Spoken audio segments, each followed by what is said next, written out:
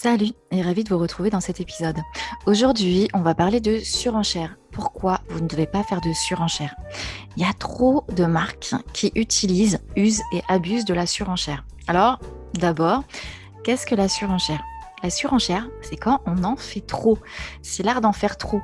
Par exemple, vous savez, des déodorants qui vont durer 72 heures.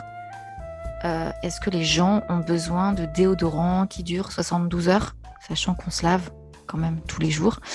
Euh, voilà, je veux dire, il y a des comme ça, il y a des arguments qui en font beaucoup trop. Alors que si on disait que ça avait quand même un effet longue durée, que ça tenait la peau, que ça faisait du bien à la peau, que certes, ça va tenir toute la journée, donc 24 heures, mais peut-être pas en faire une surenchère qui va durer un mois. Vous pouvez tenir un mois sans vous laver grâce à notre déodorant.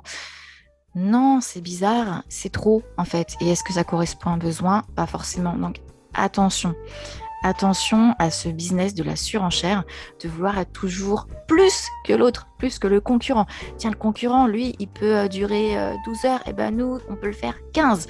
L'autre, il peut le faire 17. L'autre, il va le faire 52. Bref. Et c'est toujours la même chose avec moins de sucre, moins de ceci, moins cela. Et pareil, parfois dans vos business, en fait, avec euh, des garanties, et il y a ceci, et il y a cela, et si ça ne va pas.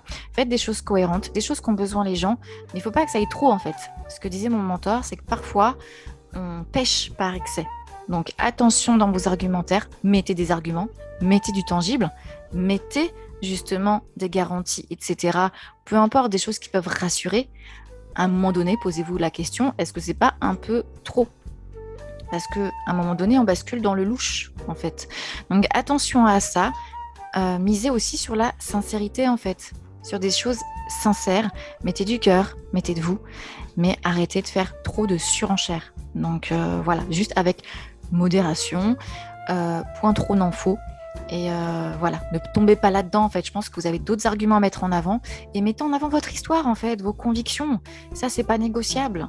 Et votre histoire, on ne peut pas vous la voler. Vos arguments tangibles, on peut vous les voler. Votre technologie, on peut vous la voler. Vos concepts, on peut vous les voler. Les idées n'appartiennent à personne, on peut même les améliorer. Mais votre histoire, si on la vole, ça se voit. Donc misez sur votre manifeste, votre cœur, vos convictions, vos valeurs, pourquoi vous faites ce que vous faites, ce en quoi vous êtes convaincu. Et mettez de la cohérence dans tous vos produits. Donc voilà, mettez vos produits et vos histoires en avant, mais juste attention, c'est le petit détail de trop, parce qu'un petit détail de trop, c'est souvent un petit détail qui tue. Je vous dis à très vite. Ciao.